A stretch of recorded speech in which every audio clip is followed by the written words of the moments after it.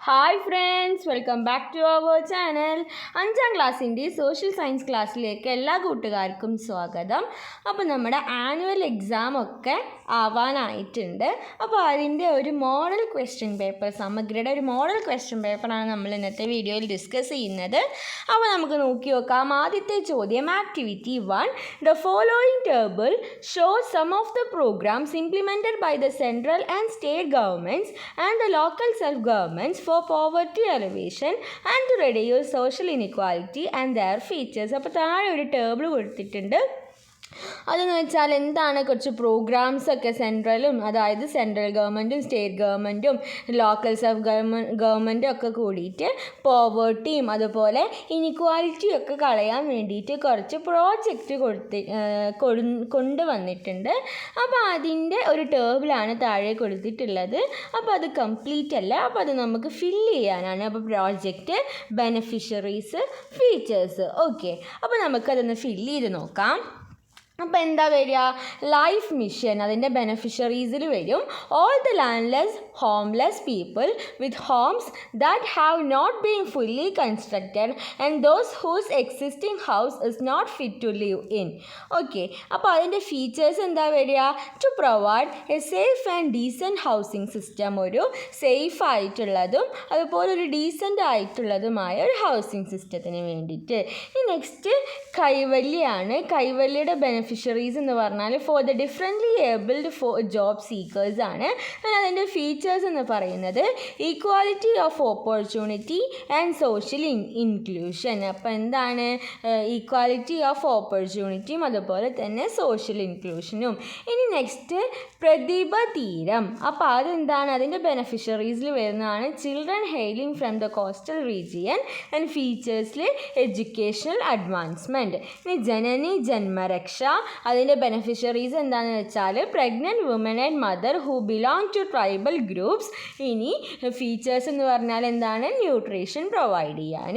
Okay, ഇനി നമുക്കതിൻ്റെ രണ്ടാമത്തെ ചോദ്യം നോക്കാം. Which scheme ensures unskilled physical employment for not less than 100 days in a financial year to any family residing in rural area? ആ സ്കീമിനെ എന്താണ് പറയുക, എന്താണ് unskilled physical employment for not less than 100 days in a financial year. അപ്പോൾ കുറച്ച് options ഉണ്ട്. Sthiramaithri, Mahatma Gandhi national rural employment guarantee scheme, Gothrabandhu, Kaivalya. അപ്പോൾ ഇതിലേതാണ് Mahatma Gandhi national rural employment guarantee scheme. Okay, ഇനി നെക്സ്റ്റ് ക്വസ്റ്റ്യൻ നോക്കാം. ആക്ടിവിറ്റി 2 ആണ്. The picture of some planets in the solar system and their characteristics are given below. അപ്പോൾ എന്താണ്, കുറച്ച് സോളാർ സിസ്റ്റത്തിലെ കുറച്ച് പ്ലാനറ്റ്സും കുറച്ച് ക്യാരക്ടറിസ്റ്റിക്സും താഴെ കൊടുത്തിട്ടുണ്ട്. Find the characteristics related to each planet and add them appropriately. അപ്പോൾ അപ്രോപ്രിയേറ്റ് ആയിട്ട് ആഡ് ചെയ്യുക. The only planet in which life exist ചെയ്യണ planet, largest planet, red planet, planet that is closest to the sun. Okay, അപ്പോൾ ഇനി നമുക്ക് നോക്കി നോക്കാം. അപ്പോൾ ആദ്യത്തെ Mercury, then Mars, then Jupiter. അപ്പോൾ അത് ഫില്ല് ചെയ്യുമ്പോൾ മെർക്കുറിയുടെ ഏതാ വരിക, ക്ലോസസ്റ്റ് ടു ദ സണ്ണാണ്. ഇനി മാർസ് ആണെങ്കിൽ റെഡ് പ്ലാനറ്റ് ആണ്. ജൂപ്പിറ്റർ ആവുമ്പോൾ ദ ലാർജസ്റ്റ് പ്ലാനറ്റ് ആണ്.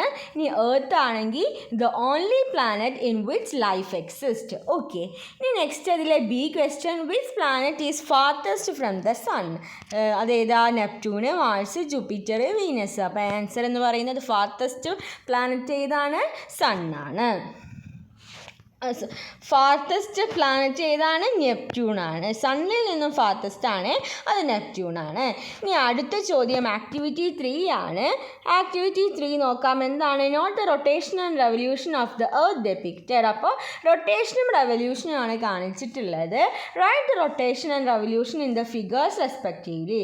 അപ്പോൾ ഫിഗർ എയും ബിയും, ഫിഗർ എയും ഫിഗർ ബിയും എന്താണ്, റൊട്ടേഷനാണോ റെവല്യൂഷനാണോ എഴുതുക. ഫിഗർ എ എന്ന് പറയുന്നത് എന്താ, റൊട്ടേഷനാണ്. ഫിഗർ ബി എന്ന് പറയുന്നത് റെവല്യൂഷനാണ്. ഇനി next B question, prepare short note on rotation and revolution of the earth. റൊട്ടേഷനും റെവല്യൂഷനെയും കുറിച്ചിട്ടൊരു ഷോർട്ട് നോട്ട് തയ്യാറാക്കുക. അപ്പോൾ എന്താണ്, rotation is a spinning of earth on its imaginary axis. അപ്പോൾ റൊട്ടേഷൻ എന്ന് പറഞ്ഞാൽ അതിൻ്റെ ഇമാജിനറി ആക്സിസിൽ നിന്ന് സ്പിൻ ചെയ്യണതിനാണ് നമ്മൾ റൊട്ടേഷൻ എന്ന് പറയുക. ഇനി നെക്സ്റ്റ് ആണെങ്കിൽ റെവല്യൂഷൻ ആണെങ്കിലോ, as it rotates the earth moves around the sun on a fixed orbit, this is revolution.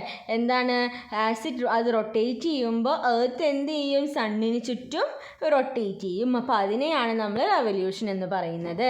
ഇനി നെക്സ്റ്റ് ആക്ടിവിറ്റി 4 ആണ്. The following are the characteristics of some regions of earth. അപ്പോൾ എർത്തിലെ ഏതോ കുറച്ച് റീജിയനിൽ കുറച്ച് ക്യാരക്ടറിസ്റ്റിക്സ് കൊടുത്തിട്ടുണ്ട്.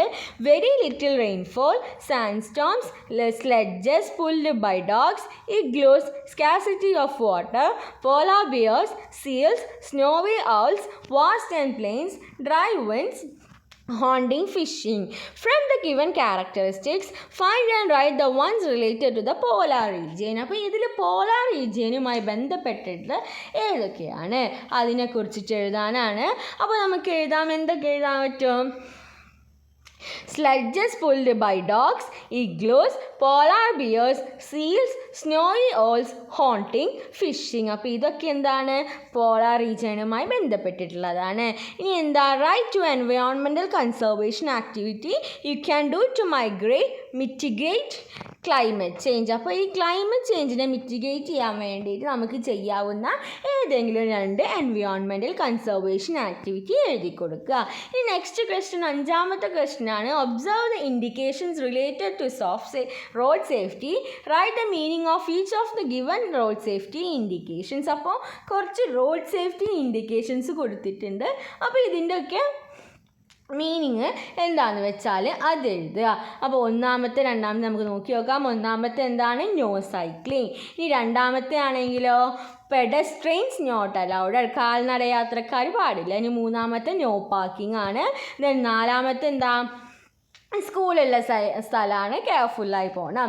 There is a school ahead, be careful. ഇനി 5ാമത്തെ ആണെങ്കിലോ, റെയിൽവേ ആണല്ലേ, there is a railway crossing ahead. ഇനി അടുത്താണെങ്കിലോ, കാൽനടക്കാർക്ക് ക്രോസ് ചെയ്യാം, area where pedestrians cross the road.